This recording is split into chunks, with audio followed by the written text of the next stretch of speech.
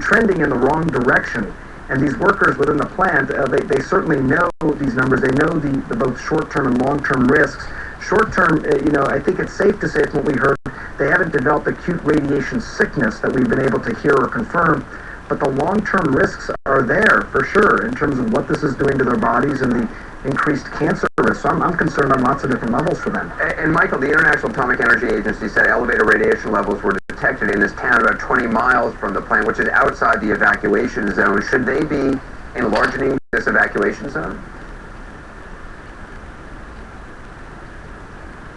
Well, one of the things that we need to find out is how widespread that contamination is, because it's certainly conceivable that during the days and weeks following the accident when the containment was being vented, given wind conditions, given potential rain, there may have been a potential collection of contaminated rainwater or something like that in a particular location.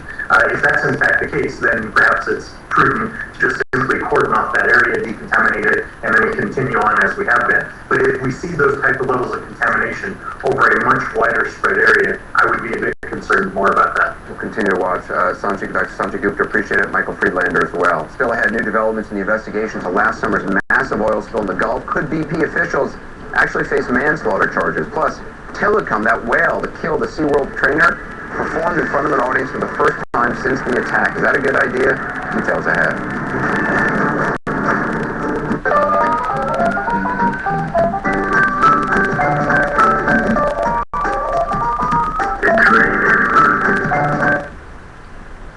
To another roughly 2 hours, and it's from King and Dufferin to Warden and 14th. That's a long commute, but not uncommon talking to transit riders here. It takes me like an hour and a half to get to work. I live in the East End, but I work at the West End, so yeah, it's pretty crazy.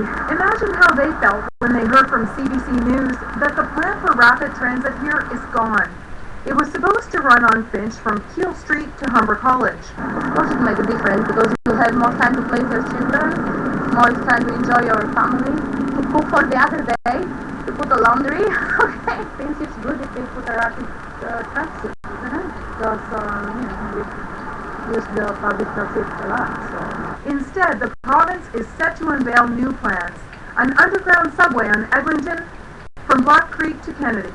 And then the line will continue at street level all the way to Scarborough Town Centre, replacing the existing Scarborough RT route, which was slated to be upgraded. This woman questions the logic, saying there's already plenty of transit out here. I think they need their RT more up around the town centre and north end of Scarborough. But most people see any transit expansion as a good thing. Especially now that we see that congestion is such a problem. This is a very busy area. Now, the province says that the plan is to be completed by 2020. As for expanding the Shepherd line, the province says it doesn't have any cash for that. But sources tell the CBC that the city plans to move ahead with that, looking to the private sector to help fund the $4.2 billion that would take. Reporting live from Union Station, I'm Stephanie Matisse. Okay, thanks. Transit news tonight. As of today, the TTC has...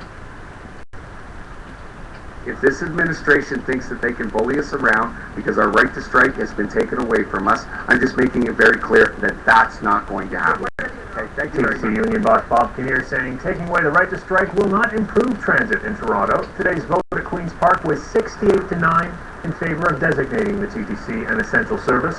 Only NDP members voted against the change. And Go Transit signing a deal with CN. Metrolinx has purchased 50 kilometers of rail tracks to expand the Lakeshore East line. That line runs east from Union Station to a junction near White's Road in Pickering. Metrolinx now owns more than 60% of Go Transit's rail corridors. And you could say the weather is in a bit of transit tonight as well. Meteorologist Nick Cerkovich is here with the overnight conditions. The wet commute tomorrow morning, Nick. Hi, Mike. Well, after a nice day today, we are looking at flurries for tomorrow. That's right, the F word that I didn't think I would say again, but it's headed our way. Cloud cover moving in across the GTA. What's happening is that high pressure core has moved out. We've got a system that's moving in, and with it, it'll bring some slick roads for the morning commute. Now, temperatures will be down to 0 tonight. Flurries for tomorrow morning, changing to showers by the afternoon. I'll have your full forecast and tell you about some warmer temperatures headed our way. That's coming up in just a bit. Mike. Okay, thanks, Nick. Tonight, police are searching for suspects after a 16-year-old was stabbed near Jane and Finch. It happened on Needle Fir Way just after 4 p.m. this afternoon. Police say the teen was stabbed and taken to hospital with non-life-threatening injuries. It's still not clear what led to the altercation. The federal election now, 2 of the party leaders campaigning in the GTA today. Chance for Jack Layton to reconnect with his wife Olivia Chow, albeit briefly on the campaign. Layton rallying local NDP supporters at an event at Winchwood Barns on St. Clair West this evening. I'm asking for that strong Toronto team to be elected so that we can deliver on these commitments. Earlier in the day, he was in Oshawa for local candidate Chris Buckley, the head of the CIW local at the GM plant there. Meanwhile, after Prime Minister Harper watched today's big cricket match, there's some fans here in Brampton, he toured an auto parts manufacturer in Brampton and repeated his call to lower corporate tax rates to boost the economy. That's why, in this phase of the economic recovery, no country is proposing to raise these tax rates. Liberal leader Michael Ignatieff was in BC today. A group of Toronto area Bombardier workers are now millionaires. Today, the OLG paid out their $50 million lottery win. Well, most of it at least. Samir Hussein explains. This group of men are a little richer today. How does it feel? Great. Fantastic. In January, they won $50 million. Today, they got a check. So what are you guys going to do with the money? When this woman heard her husband won the lottery, I quit my job and came home. there are plans for the money. Hopefully invest it wisely, and our biggest probably expense is buy a cottage. He's not the only winner thinking practically. Make investments, modifications somewhere. But for this group, the more than $1.9 million payout is bittersweet. That's because 2 people from Bombardier say they too are entitled to a share. We're confident we're standing in the solid ground. We know it's our money. Nobody can take that away from us. Sharif Morsi led this group to victory and isn't going to let a court battle rain on today's parade. Everybody will still carry on and work. There's nothing really changed. Nothing changes except the balance in the bank accounts. Samira Hussein, CBC News, Toronto.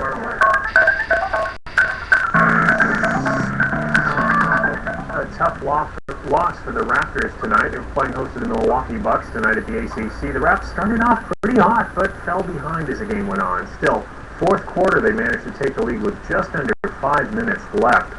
Can't hold on though. Milwaukee ends up handing the Raptors their 5th straight 4-98. It's a strawberry Pop-Tart, and this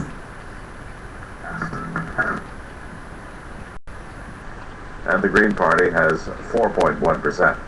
But perhaps the most startling finding is how Canadians really feel about this election. The prevailing mood seems to be apathy. The poll shows a majority of Canadians, 58%, do not want an election. CTV's Atlantic Bureau Chief Todd Battis takes a closer look at why so many voters just don't seem to care. Perhaps it's the distractions of spring, but clearly there is little appetite for a May vote. It's unfortunate that we have an election, but that's where we're at. In parts of the country, there are no signs a campaign is even underway. Our exclusive poll results confirm what many have suspected all along. Few people want an election. Up until last Friday. These Canadians may be interested enough in democracy to tour Parliament Hill. Still, it doesn't mean they care who ends up working here. No, it's a complete waste of time and money. It's not going to change anything. It could be that $300 million plus price tag, or maybe all those attack ads. Stephen Harper, he's gone too far. Have turned Canadians off. Either way, the 4th election since 2004 is proving unpopular, especially in the West, where 63% of respondents said they don't want an election at all. The pressing issue in Peter Blahey's life isn't the economy, prisons, or pensions. It's the Red River rising in the backyard, threatening to flood his home north of Winnipeg. It's not necessary because I don't think the outcome will be much different, unless there are some surprises. In Calgary, where elections rarely offer surprises, fewer are interested in this one. I'm not really keeping up with anything, so I don't know why we would need an election right now. Quebec is the exception, the lone region where the campaign is at least somewhat welcome, supported by nearly 23% of voters. I'm ready for one. I think it would be great for the country. Now, that's still a low number, but it's the highest in the country and could be an indication of what voter turnout will be like. 65% of eligible voters cast a ballot in 2006. That number dropped to 59% in 08, and there are fears it could dip even lower on May 2nd. Lloyd? Thank you, Todd. Todd Battis in Halifax. And with us, the man behind the numbers, Nick Nanos of Nanos Research. Nick, do you find that number of people not wanting an election unusually high? Absolutely. The fact that 6 out of every 10 Canadians don't want an election at this time is actually quite a striking number. Only 16%, or 1 out of every 6, want an election at this point in time. So it speaks to the grumpiness of voters in terms of them being forced to go to the ballot box and deal with an election at this time. So it sounds, if they vote at all, that they would tend to favor the Conservatives then, who said they didn't want this unnecessary election. Well, the thing is at this particular message, the idea of the unnecessary election cuts across party lines. Even between 45 and 46% of committed Liberals and New Democrats don't want an election at this particular point in time, which means that when the Prime Minister talks about the election being unnecessary, it actually appeals to voters in other camps. Well, the Conservatives aren't there yet with their majority. They're getting closer, of course. They're 10-point lead on the Liberals and at 38%. But if they're going to get over the line to a majority government, where do they need to pick up support? Well, the key battlegrounds, according to the polling for CTV and the Globe, are Ontario and British Columbia.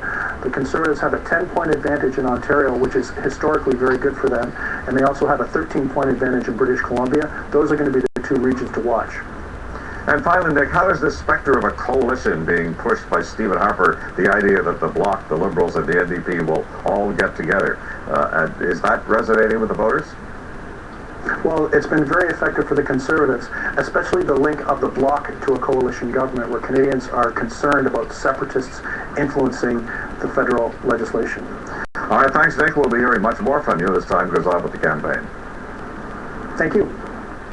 On day 5 of the campaign, most of the public debate centered on the lineup of the leaders' debate. Once again, Green Party leader Elizabeth May has not been invited to take part, and that is causing a huge outcry online and on the street. The other leaders say May is welcome at the table, but tonight the story took another unexpected twist. CTV's Daniel Habamjian explains. The first and only time Elizabeth May took part in the leaders' debate, and Elizabeth May is the Green Party leader, was for many Canadians the first time they had ever seen her. Again, I hate to tell you, you really should read the OECD report on Canada's economy because it gives you some good advice, which you seem to have ignored. And a lot of people thought she came out the winner. May had been excluded, then included after public outrage. It is now deja vu all over again. Whether you're going to vote Green or not, Canadians from coast to coast see this as outrageous. May will not be part of the 2011 leaders' debate. Her party has no elected officials. Yes, I think everyone should have a say. Welcome to the launch of the Green Party of Canada National Campaign. But there is a difference between having a say and having a seat at the round table. According to the Broadcast Consortium, comprised of TVA, CBC, Radio-Canada, Global, and CTV, representation of the parties in the House of Commons was an important factor in this programming decision. In 2008, the Green Party earned nearly 1 million votes. The Bloc Québécois, 1.3 million. Social media has exploded with a reaction. Elizabeth May wants to debate, what are the boys afraid of? Well, the so-called boys all agree with having her on board, but this debate, it seems, has ignited a new one. We could also have a debate between Mr. Ignatieff and myself. A possible showdown between Stephen Harper and Michael Ignatieff. Anytime, any place. Televised debates have been around for some time now, since the late 60s, but never a face-to-face. And there is at least one problem. NDP leader Jack Layton also wants in on the action. Lloyd. Thank you, Danielle. CTV's Daniel Habamjian. And with us from Winnipeg, from just outside where Liberal leader Michael Ignatieff is holding a town hall tonight, our national affairs correspondent, Lisa Laflamme. So, Lisa, it must have caused quite a buzz among Liberals today when the frontrunner, Stephen Harper, threw out a challenge to debate Michael Ignatieff. Oh, I'll tell you, it really stole the spotlight today, Lloyd. A lot of people, though, suggesting it was actually a tactical error on the part of the Prime Minister to put Michael Ignatieff, who, as you say, is 10 points behind in the polls, on an equal footing. Ignatieff is salivating at the idea of a showdown with Harper. He even tweeted him directly issuing